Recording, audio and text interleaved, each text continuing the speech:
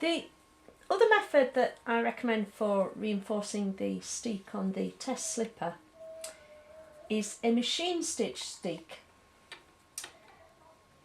Here you can see the steek stitches, a little bit of unravelling here where I've been messing around with it too much since cutting it. I've got, however, at least 2 clear stitch columns away from that unravelling, with 4 stitches away from the cut edge is the main fabric of the slipper. So this first column, this first stitch column of contrast colour, is in fact the first stitch column of the steek, and I'm going to sew a line directly up the middle of the second stitch column. That's the main colour stitch column that you can see next to it, this pale blue stitch column here. I'm going to stitch a line of stitches with my machine, sewing machine, right up the middle between those. So first of all, I'm just going to lower the, get it into position. I want to start right at the beginning. I'm working here with the main fabric of the slipper away from the main bulk of the machine, which is always works best with sewing. So in order to do that, I'm actually working from the bottom of the steek to the top of the steek.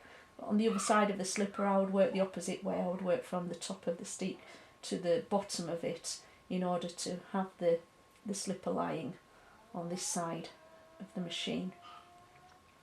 And then I've set the machine up. It's ordinary polyester sewing thread that I'm using. This is white. This is a miniature sewing machine that I recently bought especially for my steeking classes, and it just requires working as slowly as you can with your machine so that you can follow the stitch and manipulate the fabric to get the stitches exactly in the middle, or as near exactly in the middle as you can get them.